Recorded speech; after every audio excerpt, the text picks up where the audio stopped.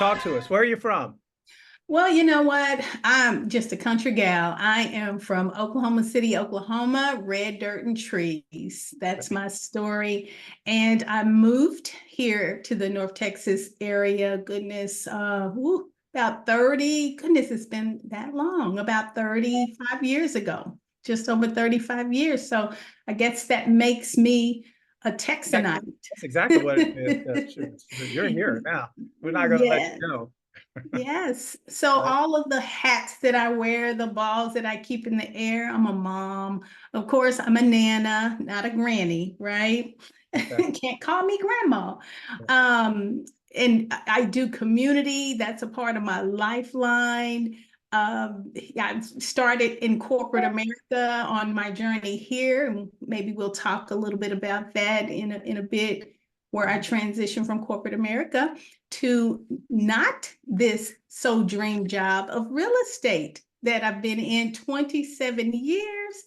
No, it didn't look like it. And I started when I was two, right? And just absolutely love the real estate industry. And how much more do you want to know?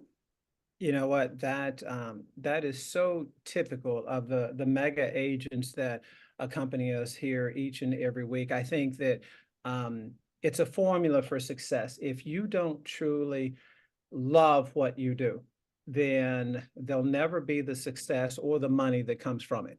That's And, right. and you and I both know that, especially when I see folks transitioning into this business, because they know a Roz or they know a Ben or they know a Gabby or Yeah.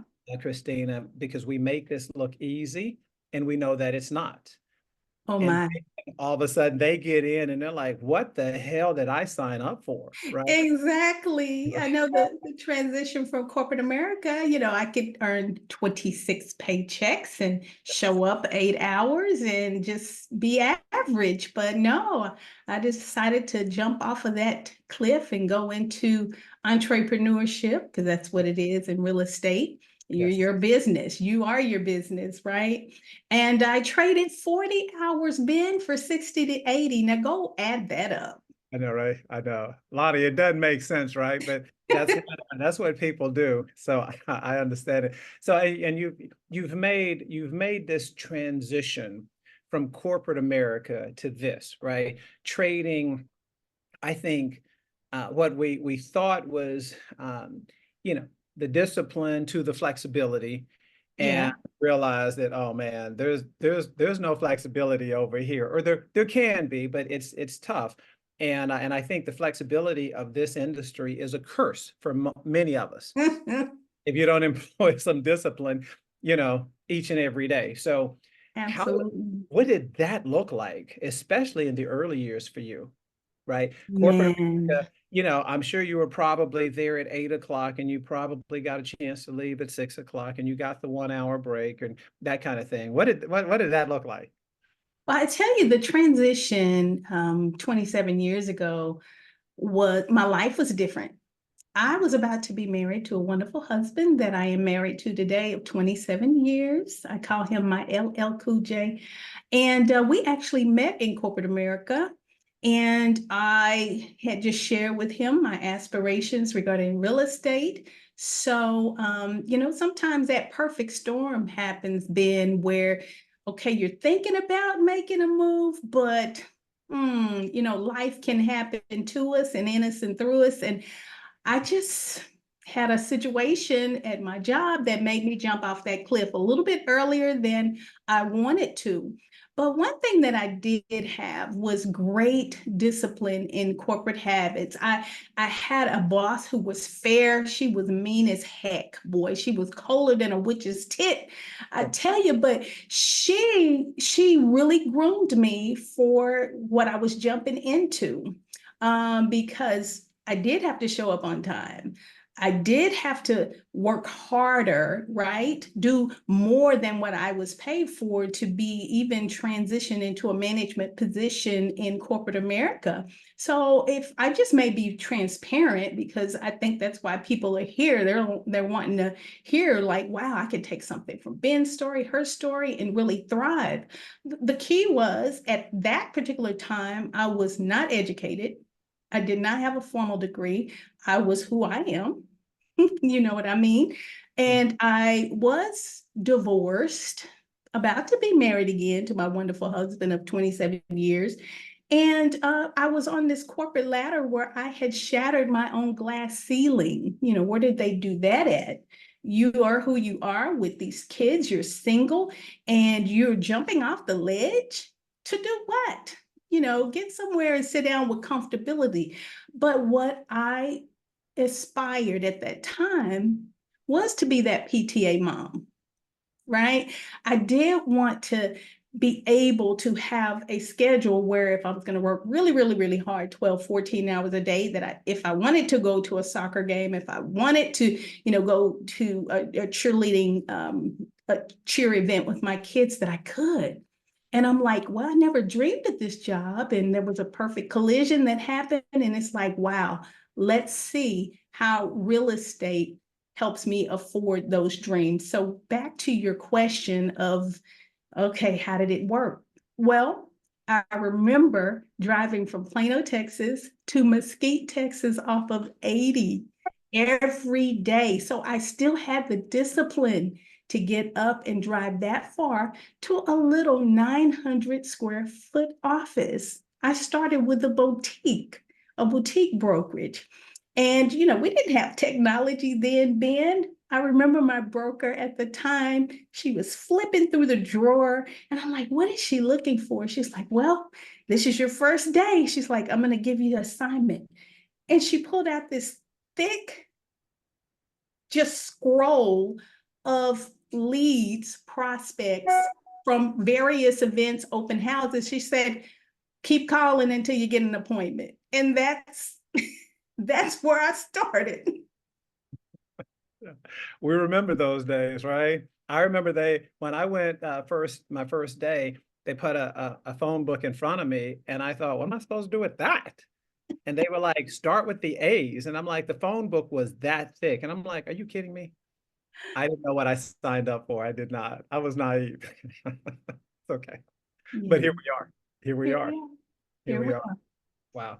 Well, you know what? I think that's probably a great, perfect transition into that and your corporate story. And I think we had touched briefly, I think even via text yesterday, about your mastering your perfect day. And Yes. I'm jumping well ahead of myself because for me, this was probably two levels next, but I'm so intrigued. I am going to, I'm headed to New Orleans at the end of next month because of the event that we had a week or so ago. I was so impressed with the lineup and I think the learning possibilities that I committed at that point that at the end of July, I'm coming to New Orleans. And I'm not sure if you're going to be teaching this class there, but if not, I want the folks who've blessed us today with, you know, their 20 or 25 minutes to get just a snippet about mastering your perfect day. Roz, what does that look like? And I know this, you're an instructor. And so Yeah. guys, we're not just talking to another, you know, top professional here. You wear so many different hats. And so what does that class look like? Bless us with just give us a little something, a little meat. A little meat, a little meat. I Yes. love it. I'm gonna bring some meat to the table. It's good. So, first of all, thank you for acknowledging that. Yes, I decided, you know, after 27 years, it's to my advantage and others to go ahead and start pouring into others with teaching. So, to your question, Ben, they elected to have me teach another class that deals with overcoming your fright and working on your presence regarding video. So that's what I'll be teaching in New Orleans. But back to mastering your perfect day. One of the things that really sets successful people apart is how they master their mind and how they own their day. I never will forget, I was sitting in a CE class about 15 years ago, and I heard just as clear as day a voice say, "What do you want?" And it's like, what do you mean, what do I want? Because I can't talk about the success without the failure and how we bumped our head in this industry, because success is not a bow and arrow, but it's rather a jagged edge, like a lightning bolt where you're up, down, up, down, up, down, but you're progressively moving forward. And people would say, wow, if you're in the 13% of the real estate professionals that made it and the 87% that fell off, there are various reasons why they didn't make it past that 5 years. But you heard me say in the beginning that I traded 40 hours. That was calculated for 60 to 80. So I'm the CEO now, CFO, customer service, still mom, still community advocate, still whatever everybody else needs me to be. So how do you cram 36 worth of hours of stuff, to-dos into 24 hours? So I had to kind of get really good at it. So with coaching, mentoring, reading books, taking classes, I kind of compile my own formula. And for those who are here, write it down, then take the class. I'm just going to give you a high-level overview. I call it the CPPE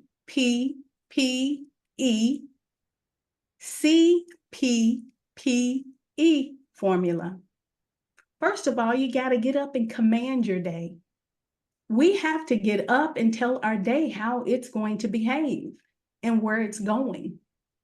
People might find that a little elementary, or even, that's kind of spooky, Roz. You're telling your day how it's going to go. Well, the class I sat in about 15 years ago, and I heard the voice that said, what do you want? The instructor that was teaching that class says, you better have a plan or the day is going to get up and drag you along. So imagine the day just dragging you along, and at the end of the day, you've produced nothing. Being busy doesn't mean that we are productive. Amen. Ooh, So you amen. get up and you tell your day which way it's going to go. We report to a higher being, whoever or whatever that is, that knows the direction of the day. And then here comes the P, the first P. We are going to prioritize based on the picture or the foundation of what the day is going to look like. Now, whether you are planning annually, monthly, weekly, or for that day, you have to prioritize, and here's the drum roll, not 30 things. Maybe it's 5. Maybe it's 4. Maybe it's 3 things, depending on how your saucer, your plate, or your platter is.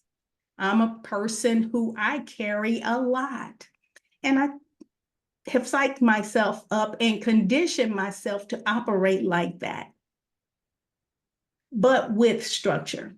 So we've commanded the day. We've prioritized not the 30 things, but the 5 things, the 5 things that are really important. And how you do that is draw a circle of life. What's important to you now? So you may want to do it while you're here on the call, or just take notes and do it afterwards. Take a piece of paper, draw a big circle, put one line down the middle vertically, and then draw another line across the middle of that. What do you have? You have 4 slices, 4 pieces of pie, or buckets. Maybe you want to take another line and draw another one diagonally. Maybe you have 6 now. But those are the specific priorities that you're going to focus on for that year, that month, that week, that day. Why is that important? Because now we're going to go to the next P, which is planning. Now you're going to be able to support your daily activities that you plan out that support your priorities. May I suggest, everything seems just urgent, but not everything is important. And how do we distinguish that? Because you've commanded your day, you've prioritized, now you've planned your daily activities, and here we go, drum roll. None of this means anything. Planning sometimes is not even the problem. Many of us on here right now have journals upon journals of writing and planning. Here's the E, execution. You have got to execute like Nike. You got to get up and just do it. But you're like, oh my God, I've written them down, but the thing that I aspire to do first is now second. It came to third. Now it's last on the list, and it's 6 months, 12 months, 3 years down the road. Oh, don't let it be 3 years, y'all. But now your most important thing has become the least important. Here's what you're going to do as I decline. You're going to turn that list upside down, and you're going to do the hardest thing first. There are some things, though, that you have to identify, and that's why I got to take the class. It's only 1 hour, Mastering Your Perfect Day. There are some reasons that we have the PDCD syndrome. It's a dream killer. It kills dreams. And I'll give you the first one, procrastination, and that's it. Amen. Well, I hope you didn't finish right there, because man, that's just juicy. She's already brought the meat this week. And I mean, hopefully we still have another 5-10 minutes to go, because I'm even more impressed, Roz, than I was before this call, because you've brought nuggets, you've brought some value, and in creating this platform for me, that's what it was about. I wanted to make sure that if you were going to give me 10, 15, 20, 25 minutes of your time, that it was well worth it, and you've already made it worth it. So we can go now, but we're not. Okay. Okay. I appreciate that. And again, I think the E of that is so important. It's the execution, because many of us, again, will hear this today, but we won't execute. And if you don't, then you're simply an intellectual tourist. And I've had to get comfortable with that, because with all the training, all the travel that I do, implementation of that has been difficult for me. I can tell you, my right hand, Christina, has helped me there to start to execute some things and not just put it on my shelf. And so, guys, if you don't have a Roz, if you don't have a Steve, if you don't have a Lonnie, if you don't have a Brad, somebody who can help keep you accountable to that, a Stacy, a Linda, a Ryan, get you one, get you a Roz that also will help you, because again, we're not going to succeed alone in this business. It's going to take community. And again, I think that's what makes this so special in my tribe, is that, you know what, we're all supportive, we're all lifting each other, we all rise, we're all eagles. So let's continue high. So thank you for sharing that. You're very welcome. I just wanted to append on the execution. And I said in the beginning that the mindset mastery is very important to winning in this business. And we can teach a dog how to go fetch, how to do certain things. So the task, the tools, the gadgets, everything that we aspire to use to make our lives better won't get better until we execute. But when we talk about mindset mastery and execution, I liken these two words unto a military army. We have the conscious mind, and we have the subconscious mind. The conscious mind is the general giving the orders to the soldiers. The soldiers are going to carry out the mission. But if the conscious mind, who is the general of the army, never tells the soldiers what to execute, then the subconscious mind, who's always willing, ready, able, and waiting to be instructed, will do nothing.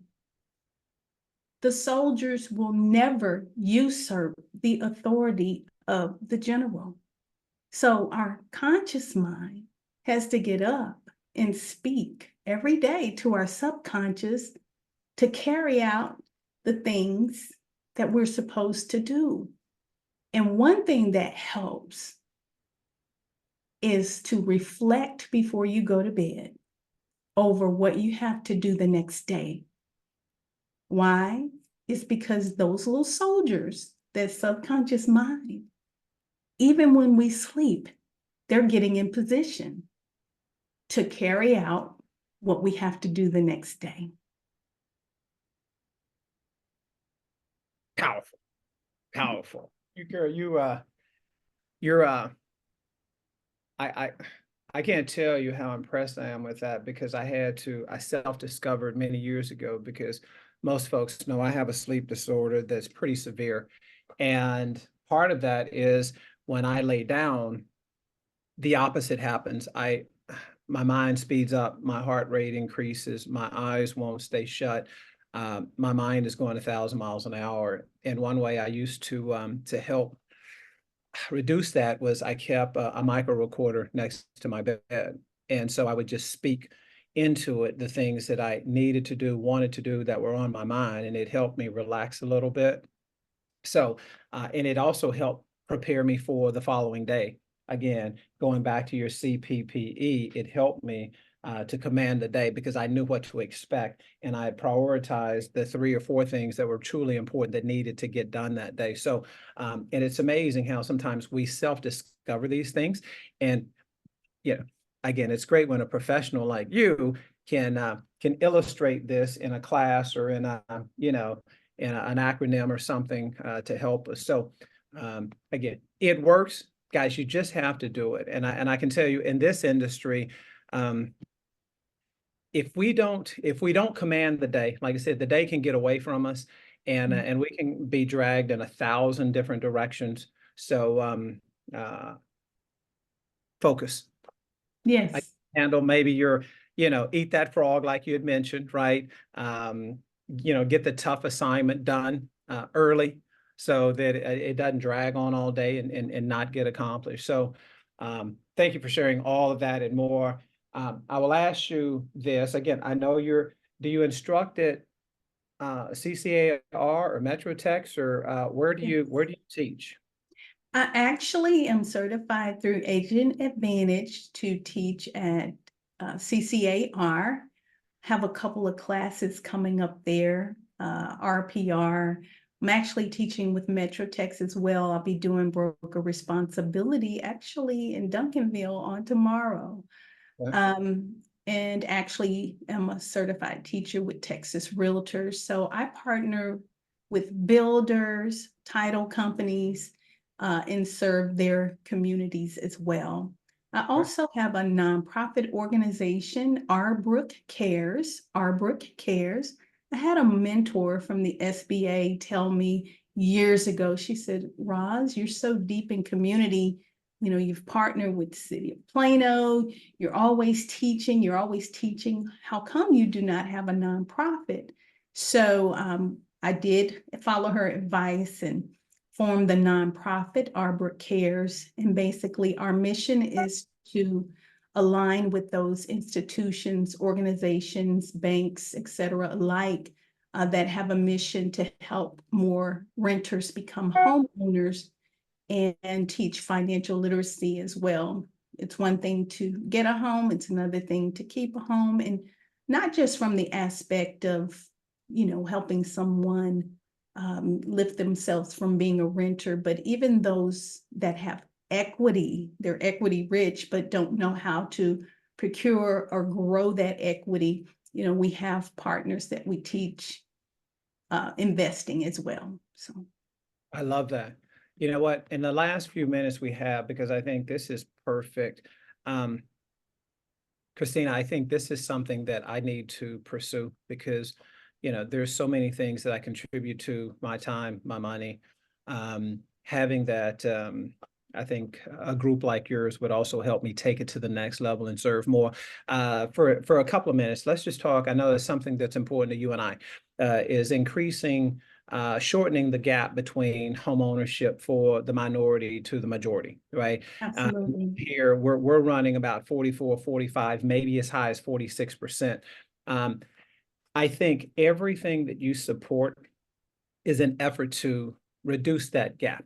And I know that's important to you like it is to me. It's very important. Touch on that briefly. And again, I think the importance of knowing that it's not us taking from you at all, right?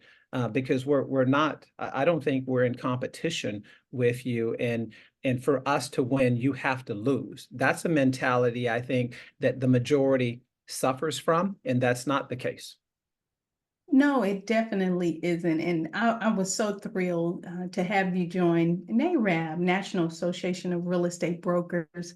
That is one organization that Ben and I serve, where we're advocating to bridge that gap for home ownership for the underrepresented. Why? Because that number has to come up. And education is a huge key. It's a huge pillar for that. You know, some people don't know what they don't know. And if they hear horror stories, nor have an example of someone in the past that have passed that torch on to them, it's up to us. And I've often called us as real estate professionals, for those who believe that we're marketplace ministers. We're bringing answers and solutions to neighborhoods to empower them.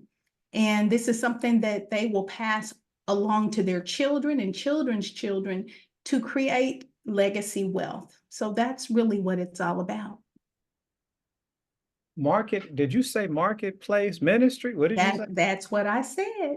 That's who we are, Ben. And that's what you're doing here, whether you believe it or have seen it or not. I love that. I had to write that down to make sure because I'm a note taker. So, and I couldn't agree more because I think that we're on this pulpit, we're on a mission, right? To educate, to bring community together. Again, we all rise by lifting others, and again, I think that community that we serve, needs lifting. They need education, and you know what? You're the pastor of that, and I think so am I. But for the 19 or 20 that have joined in today, right? So I think we take this position seriously, and so, Absolutely. right. I think because we've been commanded. So, sweetheart, I cannot see. I told you the time goes so quickly, right? It is. That's like, wow, we're I know, right? done already. We're done already. Again, guys, I say it most of the time that if you didn't get something from today, then that's a you problem. It's not a me problem because Roz Booker has brought the meat this week, right? Thank you, Thank Ben. you. Roz, as we leave, is there something that we don't know that we should know as we leave?